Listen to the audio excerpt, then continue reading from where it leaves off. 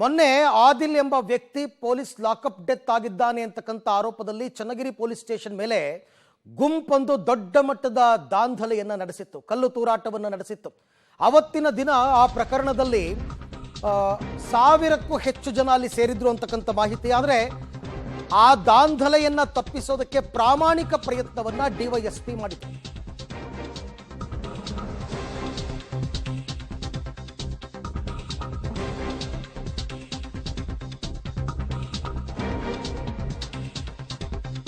Channagiri police ಠಾಣೆಗೆ ಕಲ್ಲು ತೂರಾಟ ಪ್ರಕರಣದಲ್ಲಿ ದಾಂಧಲೆ ಮಾಡೋದಕ್ಕೆ ಅಂತಾನೆ ಬಂದಿದ್ರ ಕಿಡಿಗೇಳುಗಳು ಅಂತಕ್ಕಂಥ ಅನುಮಾನ ಮೂಡ್ತಾ ಇದೆ. ಉದ್ರಿಕ್ತರಲ್ಲಿ ಕೈ ಮುಗಿದು ಬೇಡಿಕೊಂಡಿದ್ರು ಡಿವೈಎಸ್ಪಿ ಗಲಾಟೆ ಮಾಡಬೇಡಿ ಅಂತ. ಡಿವೈಎಸ್ಪಿ ಪ್ರಶಾಂತ್ ಮಾತಿಗೂ ಕೂಡ ದುಷ್ಕರ್ಮಿಗಳು ಬೆಲೆ ಕೊಟ್ಟಿಲ್ಲ. ಹೋಗಿ ಕನ್ವಿನ್ಸ್ ಮಾಡ್ತಾರೆ. ದೃಶ್ಯದಲ್ಲಿ ತಾವೀಗ ಗಮನಿಸ್ತಾ ಇದ್ದೀರಾ.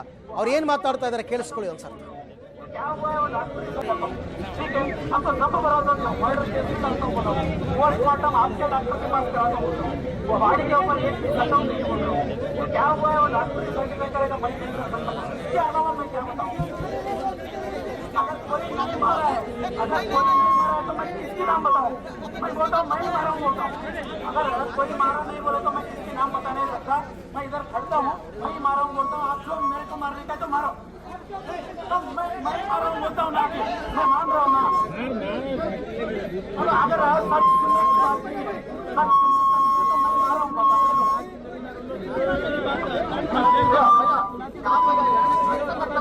अभी डॉक्टर को बोल देता क्या भैया ऐसा कर सकता क्या कह रहे हो बात करता आप में आओ बात करता अभी वो तो गिरो ना दो मैं तो ये क्या बात है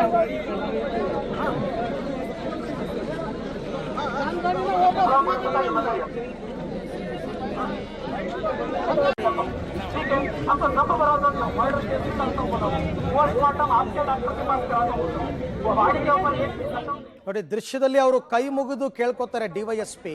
ನೋಡಿ, ಆ ಥರ ಏನಾದರೂ ಆಗಿದ್ರೆ ನೀವು ದೂರು ಕೊಡಿ. ಲಾಕಪ್ ಡೆತ್ ಆಗಿದ್ರೆ ಗೊತ್ತಾಗುತ್ತೆ. ಸ್ಟೇಷನಲ್ಲಿ CCTV ಇದೆ. ಯಾರೇ ಹಲ್ಲೆ ಮಾಡಿದ್ರು ಗೊತ್ತಾಗುತ್ತೆ.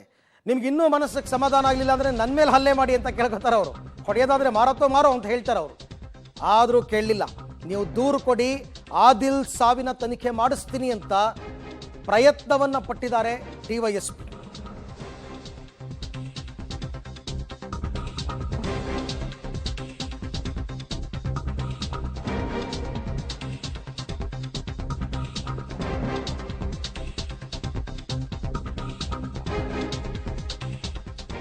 ಉದ್ರಿಕ್ತ ಗುಂಪನ್ನ ಸಮಾಧಾನ ಪಡಿಸುವ ಎಲ್ಲ ಪ್ರಯತ್ನಗಳು ಡಿವೈಎಸ್ಪಿ ಪ್ರಶಾಂತ್ ಅವರಿಂದ ಆಗಿದೆ. ನೀವು ದೂರು ಕೊಡಿ, ಆದಿಲ್ ಸಾವಿನ ತನಿಖೆಯನ್ನು ಮಾಡಿಸ್ತೀವಿ. ಆಲ್ರೆಡಿ ದೂರು ಕೊಡೋದಕ್ಕೆ ಅವ್ರ ಕುಟುಂಬಸ್ಥರು ಸ್ಟೇಷನ್ ಒಳಗಡೆ ಇದ್ದರು. ಅವಾಗ ಪೊಲೀಸ್ ಸ್ಟೇಷನ್ನಲ್ಲಿ CCTV ಇದೆ. ಯಾರೇ ಹಲ್ಲೆ ಮಾಡಿದ್ರು, ಒಂದು ವೇಳೆ ಒಳಗಡೆ ಆದಿಲ್ಗೆ ಯಾರೇ ಹೊಡೆದಿದ್ರು ಗೊತ್ತಾಗುತ್ತೆ. ಲಾಕಪ್ ಡೆತ್ ಆಗಿದ್ರೂ ತಿಳಿಯುತ್ತೆ. ಆದರೆ ಮರಣೋತ್ತರ ಪರೀಕ್ಷೆ PM ರಿಪೋರ್ಟ್ ಬಂದ ಮೇಲೆ ಸಾವಿನ ನಿಜವಾದ ಕಾರಣ ಗೊತ್ತಾಗುತ್ತೆ. ದಯವಿಟ್ಟು ಗಲಾಟೆ ಮಾಡಬೇಡಿ ಅಂತ ಉದ್ರಿಕ್ತರಿಗೆ ಮನವಿಯನ್ನು ಮಾಡ್ಕೋತಾರೆ ಡಿವೈಎಸ್ಪಿ ಪ್ರಶಾಂತ್. ಅವರೇನು ಮನೆಯಲ್ಲಿ ಕೂತಿರಲಿಲ್ಲ ಅವತ್ತಿನ ದಿನ. ಅವರೇನು ಕರ್ತವ್ಯ ನಿರ್ಲಕ್ಷ್ಯ ಮಾಡಿರಲಿಲ್ಲ.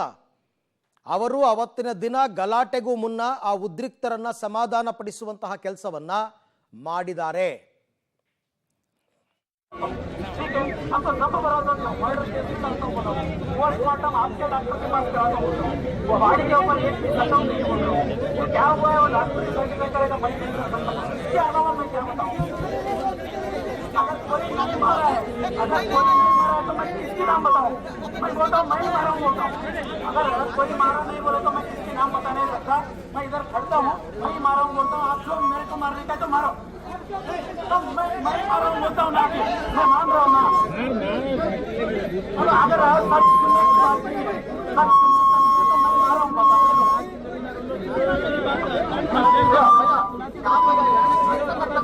अभी डॉक्टर को बोल देता क्या भैया ऐसा कर सकता क्या कह रहे हो बात करता आप में आओ बात करता अभी वो तो गिरो ना दो मैं तो ये क्या बात है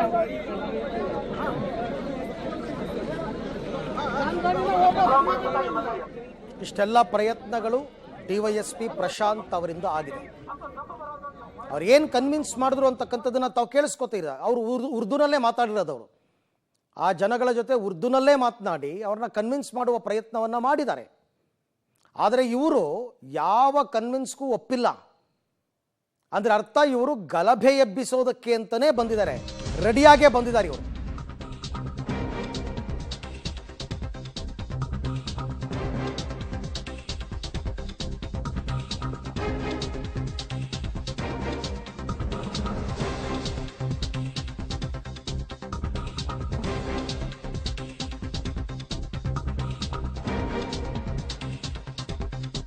ಇಷ್ಟೆಲ್ಲ ಮನವಿ ಮಾಡಿದ್ರು ಕೂಡ ಅವರು ಕನ್ವಿನ್ಸ್ ಆಗದೇನೆ ಪೊಲೀಸ್ ಸ್ಟೇಷನ್ ಮೇಲೆ ಕಲ್ಲು ತೂರಾಟ ಮಾಡ್ತಾರೆ.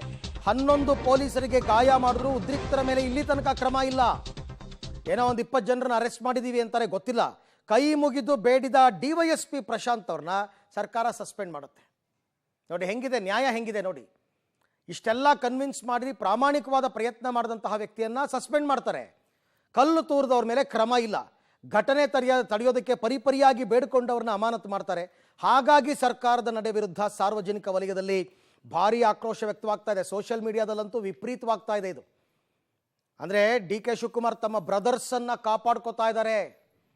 ಬ್ರದರ್ಸನ್ನು ಕಾಪಾಡುವಲ್ಲಿ ಸದಾ ಸಿದ್ಧ ಸರ್ಕಾರ ಅಂತ ಸಿದ್ಧಾಗಿ ಐಫನ್ ಹಾಕಿದ್ದಾರೆ. ಜನರ ಆಕ್ರೋಶ ಇದು.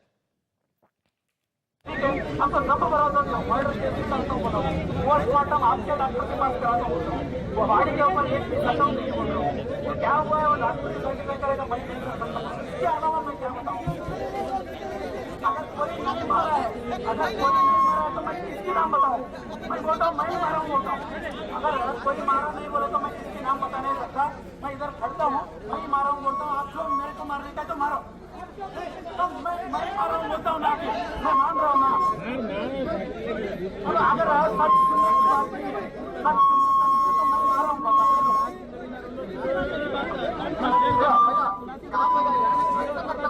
अभी डॉक्टर को बोल देता क्या भैया ऐसा करना ಈ ಬಗ್ಗೆ ಮತ್ತಷ್ಟು ಮಾಹಿತಿ ನನ್ನ ಕೊಲೀಗ್ ಪುನೀತ್ ಅವರಿಂದ ಪಡೆಯೋಣ. ಪುನೀತ್, ದೃಶ್ಯದಲ್ಲಿ ಡಿವೈಎಸ್ಪಿ ಪ್ರಶಾಂತ್ ಅವರು ಗಲಭೆಯನ್ನ ತಡೆಯುವ ಪ್ರಾಮಾಣಿಕ ಪ್ರಯತ್ನವನ್ನ ಮಾಡಿದ್ದಾರೆ. ಎಲ್ಲೂ ಕರ್ತವ್ಯ ಲೋಪ ಮಾಡ್ದಂಗೆ ಕಂಡು ಬರ್ತಾ ಇಲ್ಲ. ಆದರೆ ಅವರನ್ನೇ ಸಸ್ಪೆಂಡ್ ಮಾಡಿ ಕಲ್ಲೆಸ್ದವ್ರನ್ನ ಸುಮ್ಮನೆ ಬಿಟ್ಟಿದಾರಲ್ಲ, ಯಾವ ನ್ಯಾಯ ಇದು ಅಂತ? ಖಂಡಿತವಾಗ್ಲೂ ಅರವಿಂದ್, ಪ್ರತಿಯೊಬ್ಬ ಸಾರ್ವಜನಿಕರು ಕೂಡ ಇದೇ ಪ್ರಶ್ನೆ ಮಾಡ್ತಾ ಇರುವಂಥದ್ದು. ಪೊಲೀಸ್ ಇಲಾಖೆ ಸಿಬ್ಬಂದಿಯವರು ಕೂಡ ಇದೇ ಪ್ರಶ್ನೆ ಮಾಡ್ತಾ ಇರುವಂಥದ್ದು.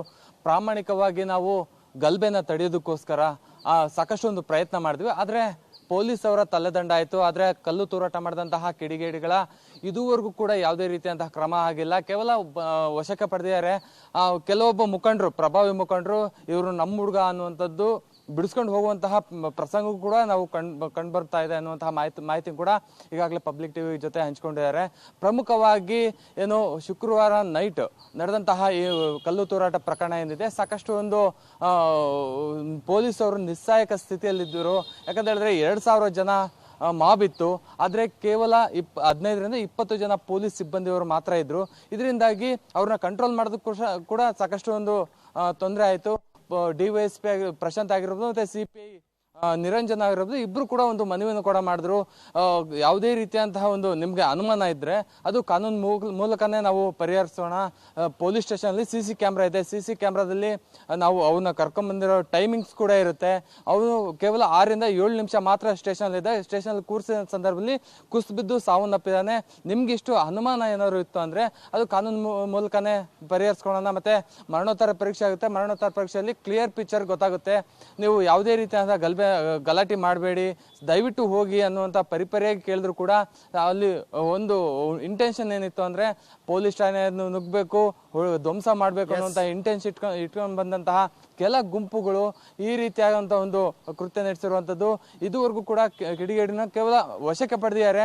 ಆದರೆ ಅವ್ರನ್ನ ಜೇಸಿ ಕಳಿಸದೇ ಇಲ್ಲದೆ ಇರುವಂಥದ್ದು ಸಾಕಷ್ಟು ಅನುಮಾನಕ್ಕೆ ಎಡೆ ಮಾಡಿಕೊಟ್ಟಿರುವಂಥದ್ದು. ಅರವಿಂದ್, ತಮ್ಮ ಎಲ್ಲ ಮಾಹಿತಿಗಾಗಿ ಧನ್ಯವಾದ. ಯಾವ ಕ್ರಮ ಯಾರ ವಿರುದ್ಧ ತಗೋಬೇಕು, ಯಾರಿಗೆ ನ್ಯಾಯ ಕೊಡಿಸ್ಬೇಕು, ಯಾರಿಗೆ ಶಿಕ್ಷೆ ಕೊಡಿಸ್ಬೇಕು, ಈ ಕೆಲಸಗಳು ಯಾವುದು ಕೂಡ ಇಲ್ಲಿ ಸರಿಯಾಗಿ ಆಗಿಲ್ಲ.